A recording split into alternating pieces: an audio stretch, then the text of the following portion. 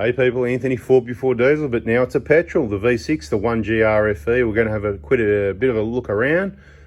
This one's actually very clean. Like, it's a clean engine bay. It's just dusty because I've taken the cover off, right? So underneath, you know, obviously all this leafy debris needs to be cleaned off on a regular basis, like weekly if you live around that, because it's just going to rot away, go down there and cause rust on the vehicle and cause other problems. So you do need to pop the bonnet and clean all that stuff out every now and then. Okay, what we're going to do, we're going to start underneath the vehicle. So we'll get it up in the air, get the bash plates off, drain the oil, and talk about how important it is to check this oil pickup if you don't know the history. So we're going to have a look at the service history and discuss that before it costs someone 20 grand for an engine. Okay, so since this is the first time in, we're going to start off with a bit of a vehicle inspection and also a warning, really important. It doesn't matter how long it's been, how long you've had it. Recently, we had someone that picked up a V6, probably with similar kilometres. He's owned it a year or two, and it took that long with regular oil changes for the engine to fail due to the blocked oil pickup, probably assumed from missed oil changes. Now, this vehicle, we've had a look through the book, and it's had really good service every 10,000 kilometres only. And you've got to understand, repeated short trips and all that sort of thing, you need to do the oil much more often, even by the Toyota book, not just what I say, especially on the petrol engines. Probably even more important than the diesel engines, doing the petrols every 5,000 Ks when you're doing short trips, cold starts, cold weather, all that sort of thing. Right, now, we had a look in the book. Every 10,000, it's been serviced by the book until it got to about 170, might have missed the 170, might have missed the 200. So does that mean it got serviced at 160 and 180 and 210 or something like that anyway, right? And of course, after 200, this one, I'll have to check it as well. It's probably done about 300,000 Ks, somewhere thereabouts. We can see it's got, someone's replaced the lower control arms. I don't know whether they're genuine or not. I'll have a closer look at those in a minute. But it looks like replacement arms. Could be the Chinese copies. Could be genuine, who knows? Hard to tell sometimes, I tell you, it really is. It's got the original old flogged suspension. Like, it's sitting on the bump stops. We're going to have a look at the bump stops in a minute as well, and you'll see the vehicle would be virtually sitting on them or smashing on those bump stops regularly. Now, the problem with the petrol is, as you can see, we can try and have a look in and see that on the diesel, you're lucky you can actually just look straight in there and go, oh, well, look, you know, there's, and we'll shine a light in later, but as you can see, this certainly isn't an easy one.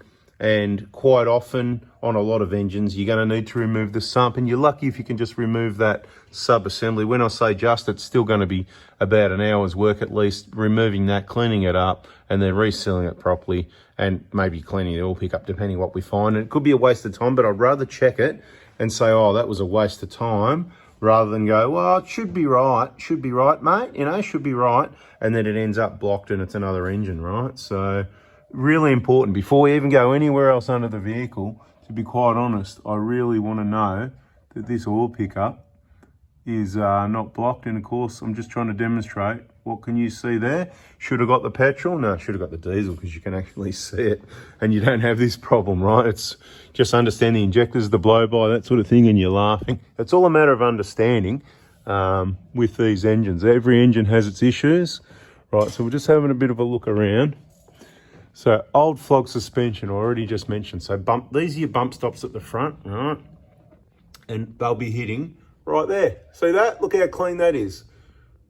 Right, bada bing, as suspected. And you're not going to see any different over this side. See that bump stop there?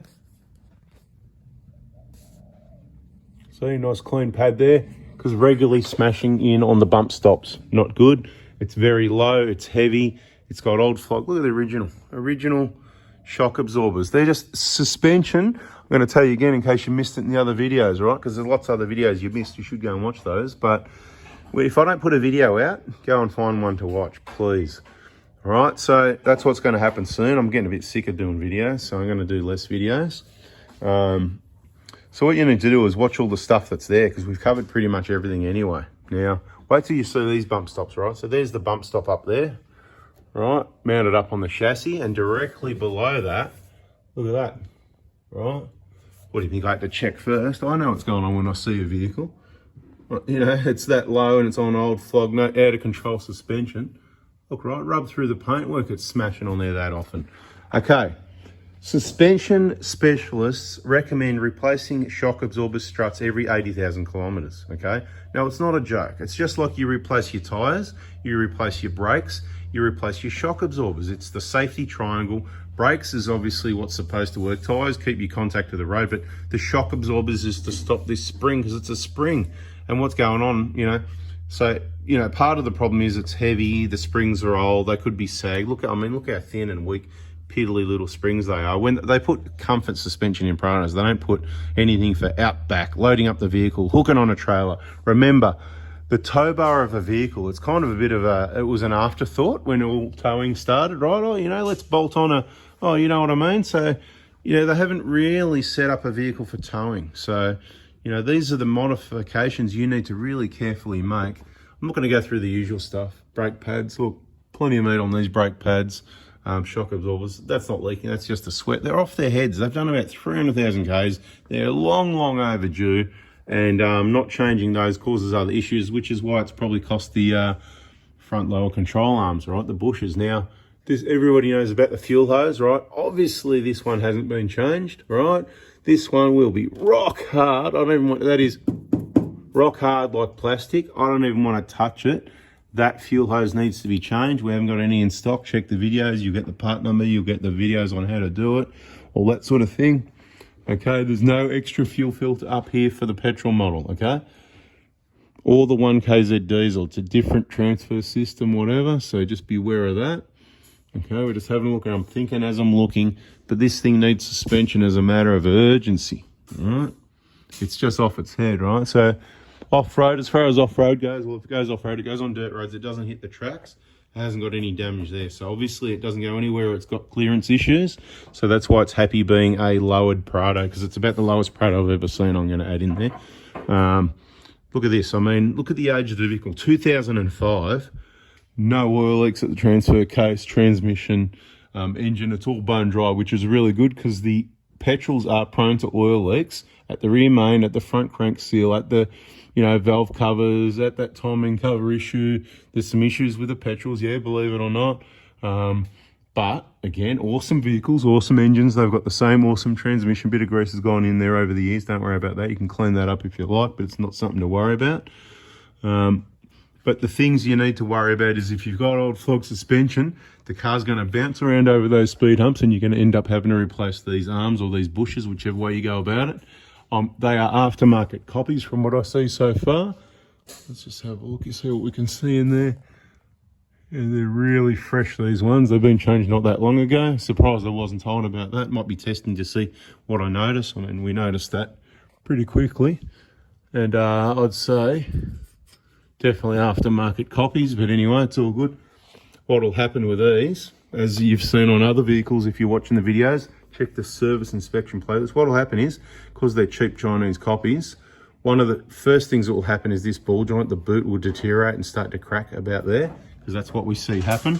And people tell us that the bushes flog out in no time, you know, the 40,000 K thing, and they're doing the whole job again. So poor man pays twice. It pays, you know, there's different ways to replace arms and bushes, and there's different things available, but it pays to sort of, you know, you need to absorb that information and make a decision, you know, which arms you want to use. I don't care. We use genuine. We only supply brand new genuine whole arms. I'm not mucking around pressing these bushes in and out. You can't buy the genuine ball joint separately, so we just change the whole arm. It's about every 250, 300,000 Ks. Some vehicles will last longer. All depends how often you change your suspension, how you let your tyres down, how you use your vehicle on and off road. You can make these bushes last forever and never change them, okay? You can make them last forever. If you don't go off road, they should last forever. The other thing that damages them, again, people doing suspension modifications, and when there's a big change in height, like this one is very low, so when it ends up very high, these might have been locked up, I don't know, on the hoist or on the ground or whatever the case may be, but they need to be neutralized, because that pin, when you tighten it up, that bolt, it holds the center, right, the crush tube, if you like, the inside of the bush in position, and the outside is obviously in the arm, so it's rubber in between, and when it twists, not good, right? All right, so yak. I think this video is long enough. You're all getting a bit tired, but I hope you get the gist. So if you want to see more, subscribe, turn the bell on. There'll be more videos on this vehicle and all the other vehicles here as well. Thanks for watching. See ya. Oh, the other important thing before you go is it's done 284,000 kilometers, this one. So it's an 05. So it's 18 years old, and it's got 284,000 Ks. It was apparently owned by one person, I think he said, you know, an old guy, whatever. Doesn't look like it's ever been off-road. Fairly well serviced at one of the Toyota dealers that hasn't got a very good reputation, but I'm pretty sure most of the time they would have actually done the service. Maybe not all of the time, but, you know, because that's happened before where people picked up their cars and actually nothing was done. They just didn't have time, but they had time to fill out the book apparently. But that's how the story goes. It's probably all lies and everything. So don't believe it. That's all fiction, isn't it? Yeah. All right, guys, got to go. See you.